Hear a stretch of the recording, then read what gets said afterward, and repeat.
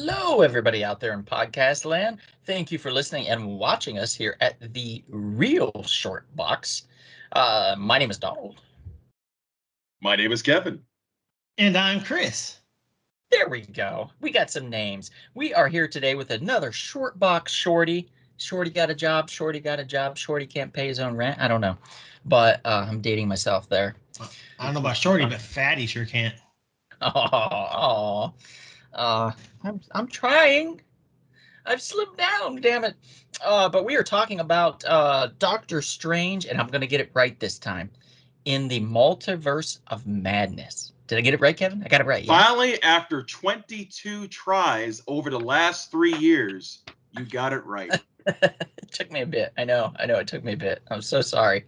Yeah, we're here to talk about the movie, particularly because they had just mentioned not long ago that it had passed the box office in The Batman with, what's his name? I want to say Patton Oswalt or Hayden Christensen. Robert Pattinson.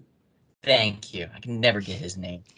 But it would be Twilight. He's a sparkling vampire. How can you get the sparkling vampire? I would love to see Patton Oswalt as, and though I think that would be amazing. Actually, I'm gonna go much nerdier, and he's Cedric Diggory, not Dazzly Vampire. Cedric Diggory. Cedric Diggory? Diggory from Harry Potter. He dies in Harry Potter. Oh, does it? That's right. right. In the fourth one, right? Yeah. Voldemort does the unspeakable curse. Yeah. That's I wish I cursed. could have done that to a few people in my past, I'll tell you. But it is what it is. Anyway, we're here to talk about Doctor Strange 2. We're here to talk about its correlation with the Batman, which there really isn't any. People argue that one is better than the other. I don't care. I'm going to be real. Wow. You're a DC man. I am. I'm a big DC Comics fan. But I get a little tired of dark. Too much dark and not enough light. And I would like to see Batman work with other people more. Brave and the Bold cartoon series is great because they involved him with other characters, other B or C, D level DC characters. They got to relate to each other. They got to hang out. They got to solve crimes, to fight crime, solve mysteries, all this stuff together. It was like the Scooby-Doo gang, so to speak. So him working with the Spectre and Deadman, people like that, or Swamp Thing. Gosh. Yeah, any of that would have been fine. Like, I would love to see a Batman film where he works with somebody besides, like, just within Gotham City. I love Gotham City, don't get me wrong, but I'm getting bored with Gotham City. Like, as take him outside of Gotham City and let's see what the man can do. Let's put him outside of his element and see what happens with the Batman. But I digress. I'm just complaining at this point. We're here to talk about Doctor Strange. Doctor Strange, Benedict Cumberbatch, I believe is his name. Oh, come on. It's Cumberbatch. It's Cumberbatch. Cumberbatch? Cumberbatch. Have some respect out there. Have some respect. Cumberbatch. Benedict Cumberbatch. You know what? If he heard you insulting his name, he'd slap you across the face. Sassy bitch thumb my natch. Isn't that his name? Sherlock Holmes. We just call him Sherlock Holmes. He would backhand you. We'll go with that. Sherlock. So, okay. Rating scale, 1 to 10. What do you guys think? Kevin, go. I guess barely a 6. Chris, go. A 3. Me? I'm going to get a 7. Oh, wow. I'm surprised. You would be surprised, yes. Especially if I took down my pants. You would be surprised, yes. But, moving forward. This is a PG-13 podcast. Not NC-17, baby. We switched it. It's NC-17. We've got porno companies that are. In that case. Whoa, come on, man. The children. What? The children. Come on, the children. Billy. Oh. Yes. So you guys give it, Kevin, you're kind of middle of the road. I'm a little higher slightly because of the third act, and I'll explain later. Chris, you are the lowest scale. So let's hear your beefs first. Actually, let's hear what you like first, because it sounds like there's probably less of that. So let's hear your likes.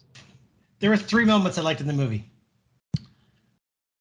I liked when Doctor Strange used the souls as a cape. That was pretty awesome. Amazing. I liked when Wanda was attacking people through the puddles. Okay. Cool. And I liked when the ending. I liked the ending. The ending was cool. The ending. And there's a fourth. And there's one fourth one. I really liked that the X-Men cartoon made a cameo. You're talking about with Professor Xavier and the floating. Yes. And with the theme song from the cartoon. All right. Obviously, there's spoilers in this, everybody.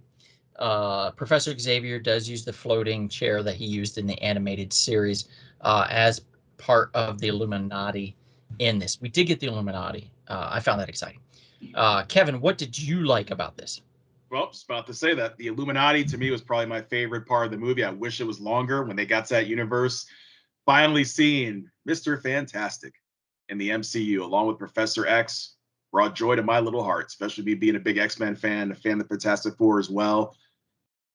Although, well, actually, I'll get to why I like how they went out, though. Later in the movie, Okay. that kind of upset me, but I understand that they had to hype out, Miss Missy Scarlet Witch to be like this near omnipotent being, which I guess in the comics, maybe some truth to that, but not the way they did it in the movie. Okay, I like the horror aspects. Yeah, the horror aspect's cool. Horror aspects are great, which is why the third act just sings for me. The Soul Cape is great. The reanimated corpse of a dead Doctor Strange, where he jumps into and kind of, what is it? What do they call it? Soul travel or something like that? Where he jumps into, he uses his essence, his spirit to jump out and possess another body. He possesses a dead Doctor Strange. So creating a zombie Strange with a soul cape from like the dead is amazing. Is an amazing idea and one that I loved. Raimi-esque, by the way, the scene. Raimi-esque. Very Raimi-esque. The third eye that popped up in his head, very Raimi-esque. Very much loved that. Of course, the Bruce Campbell cameo was amazing. It's very fun. He just couldn't stop slapping himself, basically, which was hilarious. The fight scene with the musical in chords, like with the notes, I thought was very clever and very well done. I think we could have used a little more of it, I feel. They could have been a little more playful with it. In fact, I think that would have been even better. That would have been cool as well. The puddle, the whole scene where Wanda is coming after them through the tunnels and things like that, and how they keep trying to stop her and stuff. Great. The Illuminati, I enjoyed to a certain extent. I definitely love seeing Black Bolt being there, even if it was the television version of Black Bolt, which is why I loved it even more, because they ended up killing the guy. So we now know that they're not going to use him as the next Black Bolt. Probably they're going to use somebody else. That's the understanding that I'm going with. Although they did kill John Krasinski, who was Mr. Fantastic in it. So will we get him or won't we? We don't know quite yet. But there is a good indication that he is coming as an alternative form in the MCU, which is great. That's exciting. We get a lot of exciting moments. Sounds like somebody's falling down a trash dumpster. I don't know why, but I promise you no one's doing that at this point in time. We also get, of course, Professor Xavier in the chair with the 90s little theme song going in the background, which was great. Loved it. We also see that they fixed the issue finally with Captain Marvel, in that it is not the Captain Marvel we were introduced to in the MCU. It is the alternate version of Captain Marvel. Miss Rambeau. The Monica Rambeau version that we all knew and loved and wanted to see more of. So that's exciting to see that might be coming down the pike as well. Marie Rambeau, actually, in this case, I think. Was it Riri? It might have been. You're probably right. But still, no less, you and I were happy to see that, because going back to the 80s, that was the first female Captain Marvel, was Miss Rambeau. I don't know what this try shoot thing's going on, what's happening with that, but it's making the sound again on my end. So let's try to avoid that. As far as all these characters are concerned, which one of the characters to you kind of really stepped out from under the shadows? Which character did you like the most that really you enjoyed out of this whole thing? Besides Mr. Cumberbatch, Yes. you know, I would say, kind of a tie between Juan. I like how he did his thing, and then of course seeing our Mr. Oh my God, I'm about to say Baron Zito, Mordo. Seeing the alternate Mordo, I thought that was really cool. Especially when he greeted him, he's like, "Brother, good to see you," because he was like scared, like, "Oh my God, he's gonna kill me."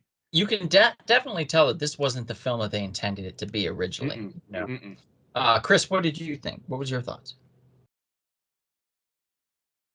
I'm not sure that I had a favorite character in this movie. Wu, maybe is Wu, is that his name? Juan? Wong, maybe? Like, there wasn't Bruce Campbell. There there were so many problems with the movie for me that it was that finding a character that I liked. And like, I wasn't even a big fan of Doctor Strange in this movie. Like, there wasn't much. America Chavez was introduced too quickly. We didn't really get to know her as a character.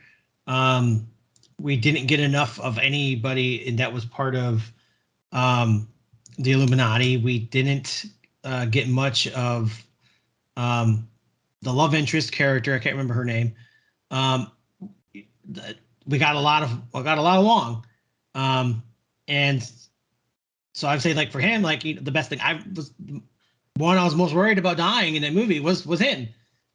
So that's what I have to say, him. Which is funny you mentioned that. They might be setting him up for a future sacrifice or death down the road. It's just on a dog they discussed when Scarlet Witch had, kind of criticized them about having Tony Stark in Endgame make the sacrifice. Mm-hmm. And just the way the movie goes, him saving, America Chavez's life constantly. And, it's kind of like, I have a feeling they're going to kill him off at some point in a major, future Avengers or Secret Wars movie down the road. Baron might do it, Maybe. Yeah. Maybe. It's quite possible. And then that's when we get Brother Voodoo introduced of some sort, perhaps. We don't know. But so we've heard of some things that Chris didn't like. Kevin, what didn't you like? What were some things that you didn't like about the film? Well, I'll be honest with you. The overall story I had a problem with, because I can tell, and I think Chris said it earlier, you could tell this was not the original sequel storyline. And this is probably the reason why the original director, Scott Derrickson, left. You felt that they had to try to insert certain things just to move, the overall MCU phase 4, when the way the first movie ended, you felt it was going a certain way, especially with Mordo. You figured, okay, the second movie was going to blow up a lot of what Mordo said to him at the end of that movie, plus possibly seeing Nightmare, which would have made sense. Mephisto. Right. I really thought we were going to see, these type of characters. Now, Scarlet Witch being there, I was kind of hoping and thinking she was going to be more or less a support character to help Doctor Strange take on those particular. Or if anything, okay, she's a bad guy, but I'm thinking, okay, we're going to find out a little plot twist that she's being possessed by Nightmare or Mephisto. That's what I was expecting. It wasn't just that I heard basically being you and I joked around about WandaVision season 2 in a way, Yeah. Yeah, that was my biggest beef, was the fact that we got basically a repeat of what we already had. Like, we already knew that Wanda kind of lost her mind. We already knew that she went villainous, and then she turned back. She kind of turned back to the side of good. And then in this, it's like, oh wait, no, she didn't. Psych, she's evil again. Like, she'll kill anything and anyone in order to get what she wants, which is her family back. That's bullshit. Like, it's just such bullshit. The kids aren't real. They're not real. Right. At some point, like, just kill the bitch. And I mean that in the nicest way. Like, just end her life in her misery, because all she's doing is killing everyone and everything. She's the worst character, now officially probably worse than Captain Marvel, Carol Danvers, as far as, like, characters that people don't like. They've made her a true villain. And that to me just is wrong in so many ways. You have so many perfectly good true villains in the MCU, Use particularly in them. the MCU. Use them. And you refuse to bring them into the forefront, and you just have them spackled in the background as far as like just flavorings, and you don't need that on your palate. You need a main dish, and you keep getting Wanda, Wanda, Wanda. What do I want for dinner? Wanda. How about breakfast? How about some Wanda? Lunch? What's for lunch? Wanda. I'm tired of Wanda. I'm tired of the Scarlet Witch. I don't need any more of that. For the love of God, kill her and get rid of her, or change her and keep her. But stop making her the villain. One thing I wish they would have done with Wanda would have made sense. You remember how WandaVision teased her brother Peter, and of course they brought the Quicksilver from the X-Men Fox movies. I thought it would have been cool if during this movie she would have actually found her brother and kind of brought him back into the fold. Be kind of so if you're kind of going to save your real brother, that's one thing. Okay, I can understand that. But if you're going around trying to save kids that don't literally exist, and really focusing in on that is just so silly and stupid. Right, or bring back the other Quicksilver that we all know and love from the X-Men series. Yes. Finally, truthfully bring him back into it. Find a way. There were so many other ways to write this into a better film. And they chose this very simplistic, very dumb route. And it just didn't work overall. I gave it a 7 because I love that they're willing to try the horror aspect in the Marvel Universe. And I don't want them to shy away from it. So I'm glad it's successful. I'm glad it's doing well, because if it's not successful, then we're not going to get this horror universe. We're not going to get Man-Thing. We're not going to get more Morbius. We're not going to get all these really cool characters. The Darkhold, more of that. We're not going to get these guys, Ghost Rider, any of them. Tomb of Dracula, Blade. Or it's going to take long. Yeah, Blade, Tomb of Dracula, all that. It's going to take much longer because they're dragging their feet because of the failure of the horror universe. And I can't have that. No. Marvel is very much horrific as much as it is super heroic, and there needs to be that balance. And if people can't see that, that's on them. But it was a mediocre film surrounded in like a warm tortilla that you held and was like, this is nice. Yeah. But and I don't blame Sam Raimi. By the way, I don't blame Sam Raimi for it either. Oh, it's just he was brought in to try to correct and clean up things to the best of his ability. It's like trying to blame Ron Howard for the Han Solo film. No. You can't. The guy came in halfway through or less amount of time and made something work, at least to where a lot of people still enjoyed it. And that is a mark of a good director, to be able to do that regardless of the content. So our hats off to Mr. Raimi on that one for sure. Heck of a nice guy too, by the way. Really cool dude. But yeah. So I would say, any closing comments that you guys want to make about this film that you want to add? Chris, if you want to say something, just let us know. Yeah, I was trying to make sure you didn't hear, a dumpster. The biggest issue I had with the movie was the fact that I think Kevin Smith said it best. They promised us Disneyland and they gave us Six Flags when it came to the multiverse.